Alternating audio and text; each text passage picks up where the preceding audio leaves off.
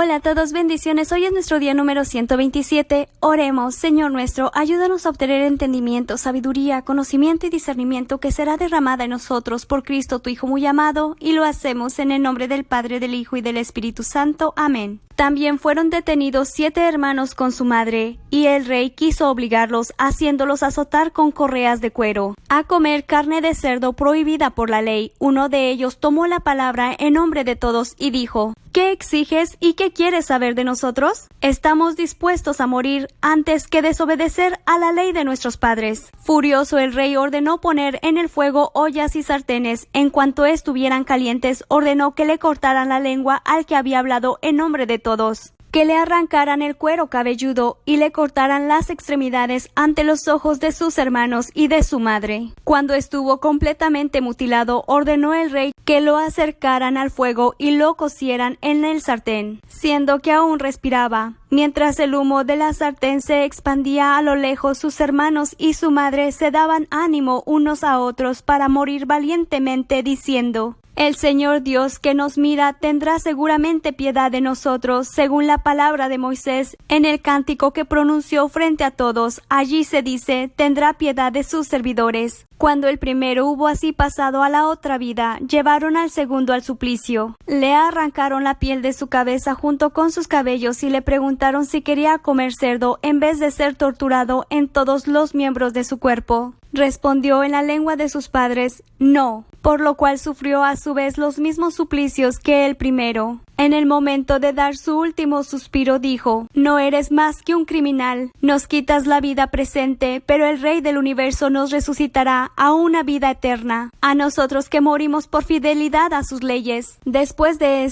torturaron al tercero. Cuando el verdugo se lo pidió, presentó inmediatamente la lengua y extendió sin vacilar sus manos. Tuvo la valentía de declarar: del cielo he recibido estas manos, pero las sacrifico por sus leyes, y de él espero que me las devuelva. Hasta el mismo rey y su corte quedaron asombrados de la valentía de ese joven que no tomaba en cuenta para nada sus sufrimientos. Cuando murió, sometieron al cuarto a los mismos suplicios. Estando a punto de morir, dijo: Felices los que mueren a manos de los hombres, teniendo la esperanza recibida de Dios de ser resucitado por él. Pero para ti no habrá resurrección para la vida. Trajeron después al quinto y lo torturaron. Con sus ojos fijos en el rey le dijo: aunque eres mortal, tienes autoridad sobre los hombres y haces lo que quieres. Pero no creas que nuestra raza esté abandonada de Dios. Espera y verás su gran poder y cómo te atormentará a ti y a tu raza. Después de él trajeron al sexto. Cuando estaba a punto de morir dijo: no tengas ninguna ilusión, porque si hemos atraído sobre nosotros esta desgracia, y si nos tocan ahora pruebas poco comunes, es porque pecamos contra nuestro Dios. Pero tú, que te atreves a hacerle la guerra a Dios, no creas que quedarás sin castigo. Esa madre que vio morir a sus 7 hijos en el transcurso de un solo día fue realmente admirable y merece ser famosa. Lo soportó todo sin flaquear, basada en la esperanza que ponía en el Señor. Fue animando a cada uno de ellos en la lengua de sus padres y llena de los más bellos sentimientos, sostuvo con coraje viril su ternura de madre. Les decía: no sé cómo aparecieron ustedes en mis entrañas, pues no soy yo quien les dio el espíritu y la vida, ni quien ensambló los diferentes miembros que conforman su cuerpo. El creador del mundo que formó al hombre en el comienzo y dispuso las propiedades de cada naturaleza, les dará a ustedes en su misericordia el espíritu y la vida, ya que ahora se menosprecian a sí mismo por amor a sus leyes. Antíoco pensaba que lo estaba insultando y maldiciendo, como el menor aún estaba vivo. El rey le dijo que si dejaba las tradiciones de sus antepasados, lo haría rico y feliz, e incluso le prometió con juramento que lo haría su amigo y que le encomendaría altas funciones. Como el joven no le hiciera caso, el rey ordenó que se acercara a la madre y le insistió a que aconsejara al niño que salvara su vida. En vista de tanta insistencia, ella aceptó persuadir a su hijo. Se aproximó pues donde él y, engañando al cruel tirano, habló así a su hijo en la lengua de sus padres: Hijo mío, ten piedad de mí. te llevé en mis entrañas 9 meses, te amamanté durante 3 años, te he alimentado y educado hasta la edad que tienes, me he preocupado en todo de ti. Te suplico, hijo mío, que mires al cielo y la tierra y contemples todo lo que contienen. Has de saber que Dios fue quien los hizo de la nada. Así apareció la raza humana. No le temas a ese verdugo, sino que muéstrate digno de tus hermanos. Acepta la muerte para que te encuentre con tus hermanos en el tiempo de la misericordia. Todavía le estaba hablando cuando el joven dijo: ¿Qué estás esperando? Yo no obedezco a las órdenes del rey, obedezco más bien a las prescripciones de la ley dada por Moisés a nuestros padres. Pero tú has acarreado tanta desgracia sobre los hebreos, no escaparás de las manos de Dios. Nosotros sufrimos por nuestros pecados. Nuestro Señor que vive nos ha mostrado por un momento su cólera, para corregirnos y educarnos, pero se reconciliará con sus servidores. Tú, en cambio, impío y el más impuro de los hombres, no te infles de orgullo, abandona tus sueños y deja de levantar tus manos contra los servidores de Dios. Porque no has escapado aún al juicio del Dios Todopoderoso, que vela por todo. Mis hermanos sufrieron una prueba pasajera a cambio de una vida que no se acaba, y ya están cubiertos por la alianza de Dios. Tú, empero, por la justicia de Dios, experimentarás el castigo de tu orgullo. Al igual que mis hermanos, entrego mi cuerpo y mi vida por las leyes de mis padres. Le suplico a Dios que tenga pronto piedad de nuestra raza y que te lleve mediante tormentos y sufrimientos a reconocer que Él es el único Dios. Ojalá la cólera del Todopoderoso, que se ha desencadenado justamente contra nuestra raza, se detenga por fin en mí y en mis hermanos. El rey se sintió profundamente herido por esas palabras desafiantes. Muy furioso, torturó a este más cruelmente que a los otros. Asimismo murió ese joven en la rectitud y en la total confianza en el Señor. Al último murió la madre, después de sus hijos. Pero ya es bastante sobre la cuestión de las comidas rituales y suplicios espantosos. Entretanto, Judas Macabeo y sus hombres se introducían secretamente en las aldeas, reunían a sus parientes y se llevaban consigo a los que permanecían fieles al judaísmo. Fue así como juntaron cerca de 6,000 hombres. Suplicaban al Señor que mirara a su pueblo, al que todos pisoteaban, y que tuviera piedad de su templo profanado por los impios, que tuviera piedad de la ciudad destruida y poco menos que nivelada, que escuchara la voz de la sangre que clamaba hacia él, que se acordara de la muerte criminal de pequeños inocentes y de los insultos inferidos a su nombre. En fin, que mostrara su odio contra los malvados. En cuanto Macabeo tuvo una tropa organizada, los paganos no pudieron oponerle resistencia, porque la cólera del Señor se había cambiado en misericordia. Cayendo sorpresivamente sobre ciudades y aldeas, las quemaba, ocupaba las posesiones más favorables y desde allí infligía al enemigo severas pérdidas. La noche era su mejor aliado para ese tipo de expediciones. Su fama de valiente se difundió por todas partes. Viendo Filipo que ese hombre no dejaba de progresar y que sus victorias eran cada vez más frecuentes, escribió a Ptolomeo, que era jefe militar de Celesiria y Fenicia, para que restableciera los asuntos del rey. Ptolomeo eligió inmediatamente a Nicanor, hijo de Patroclo,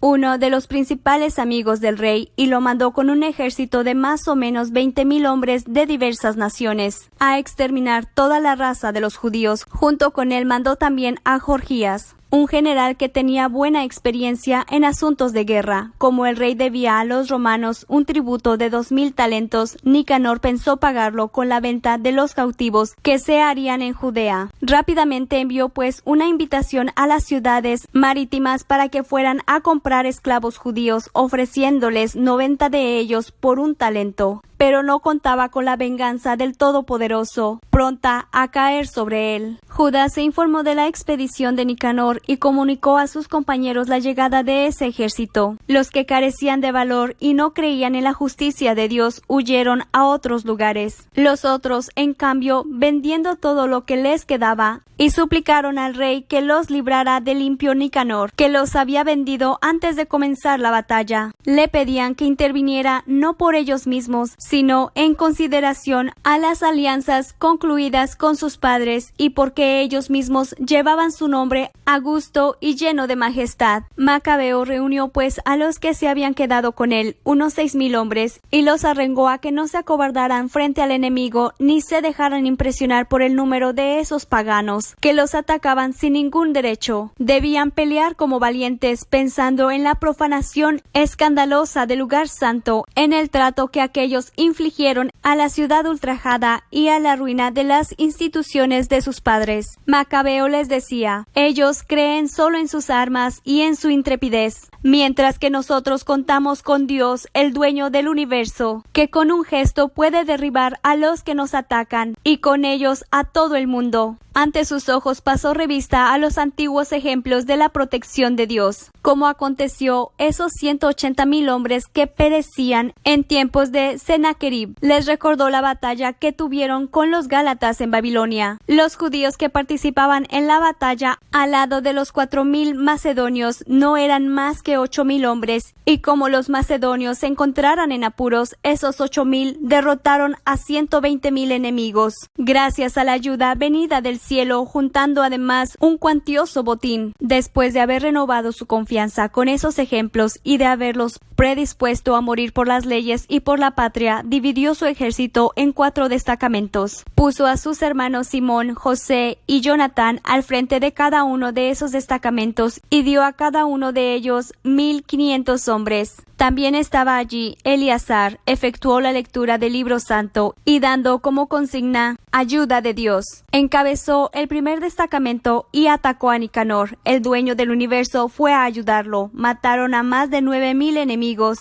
hirieron y mutilaron a la mayor parte de los hombres de Nicanor y los hicieron huir. Juntaron el dinero de los que habían ido a comprarlos y persiguieron bastante lejos al enemigo, pero debieron detenerse porque les faltó tiempo. Como empezaba la víspera del sábado, dejaron de perseguirlos. Una vez que juntaron las armas de los enemigos y les quitaron sus pertenencias, celebraron el sábado. Bendecían a Dios miles de veces y alababan al Señor que los había librado ese día y había tenido para ellos un primer gesto de misericordia. Después del sábado distribuyeron una parte del botín a los que habían sufrido las persecuciones, a las viudas y a los huérfanos. El resto se lo repartieron entre ellos y sus hijos. Luego se pusieron a orar todos juntos, suplicándole al Señor misericordioso que se reconciliara totalmente con sus servidores. Después enfrentaron a los hombres de Timoteo y Baquides, dando muerte a más de 20,000 de ellos. Se apoderaron de fortalezas elevadas y repartieron de nuevo el botín, conformando 2 partes, una para ellos y otra para las víctimas de la persecución, los huérfanos, las viudas y los ancianos. Recogieron las armas y las depositaron cuidadosamente en los sitios más convenientes. Luego transportaron a Jerusalén el resto del botín. Ejecutaron al jefe de los guardias de Timoteo, que era un hombre muy malo y que había hecho mucho daño a los judíos. Cuando estaban celebrando su victoria en su capital, quemaron también a los que habían incendiado las puertas santas y que se habían refugiado con Calístenes en una pequeña casa. Así recibieron el justo pago por su impiedad. Ese 3 veces criminal de Nicanor, que había convocado a 1,000 mercaderes para efectuar la venta de los judíos, fue humillado con la ayuda del Señor por gente que él pensaba era lo peor de todos. Nicanor tiró sus ropas principescas y emprendió la fuga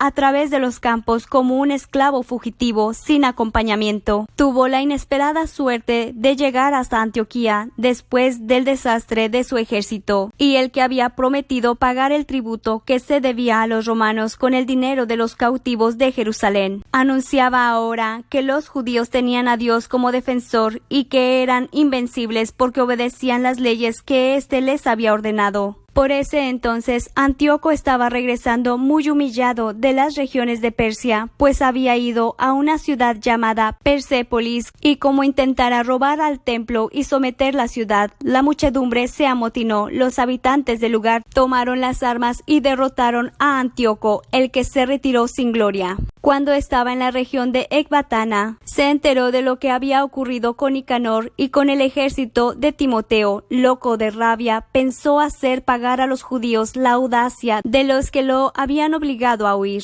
Ordenó pues al conductor de su carro que continuara sin parar para llegar lo más pronto posible, pero la venganza del cielo lo perseguía, pues en su orgullo había dicho: en cuanto llegue a Jerusalén, convertiré a esa ciudad en la tumba de los judíos. Pero el Señor, Dios de Israel, que lo ve todo, lo castigó con una llaga incurable y horrible a la vista. No acababa aún de pronunciar esas palabras cuando contrajo un malestar a los intestinos, sin esperanza de curación, con agudos dolores al vientre. Eso era muy justo, porque había desgarrado las entrañas de otros, en medio de suplicios crueles e increíbles. No disminuyó con eso, sin embargo, su insolencia, y repleto siempre de orgullo, avivó más aún el fuego de su cólera contra los judíos, ordenando que se acelerara la marcha. De repente cayó su carro y fue tan violenta la caída que se dislocó todos los miembros de su cuerpo. Poco antes se consideraba un superhombre listo para dar órdenes a las olas del mar o para pesar en una balanza la masa de las montañas. Ahora estaba tirado en tierra y tenían que llevarlo en una camilla. Entonces resplandeció a los ojos de todos el poder de Dios. Del cuerpo de ese impío que aún estaba vivo salían los gusanos, sus carnes se desprendían a pedazos en medio de atroces dolores. Y el hedor de la podredumbre que salía de él molestaba a todo el ejército. Debido a esa hediondez insoportable, nadie podía ahora estar cerca de aquel que antes parecía tocar los mismos astros del cielo. Entonces, en medio de sus terribles sufrimientos, comenzó a volver de su orgullo y a reconocer su codicia bajo el castigo divino, que a cada momento redoblaba sus dolores. Como ni siquiera él mismo podía soportar ya su propia fetidez, reconoció: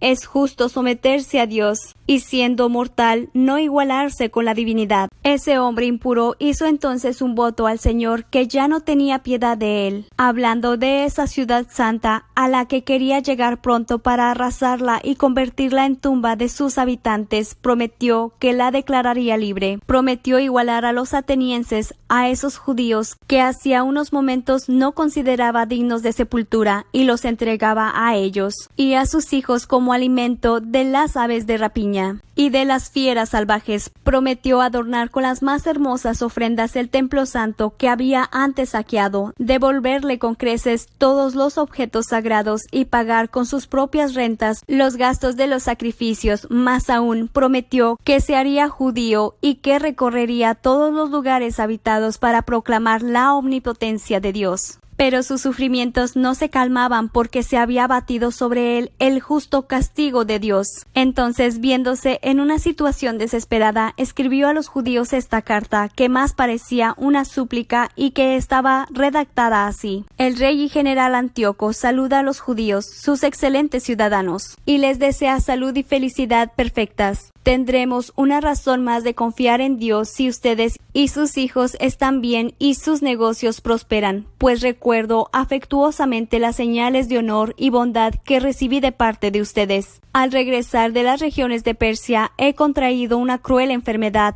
Por eso he creído conveniente preocuparme del futuro de ustedes en todo. No es que desespere de mi situación, pues aún tengo esperanza de salir de esta enfermedad, sino que pienso en mi padre, que designaba a su sucesor cuando salía de expedición a las provincias lejanas. Él quería, en caso de una desgracia imprevista o de una mala noticia, la gente del reino no quedara desconcertada, sino que supiera a quién le correspondía el gobierno. También me doy cuenta de los príncipes establecidos sobre las fronteras del reino están atisbando la ocasión y están al hecho de todo lo que pueda ocurrir.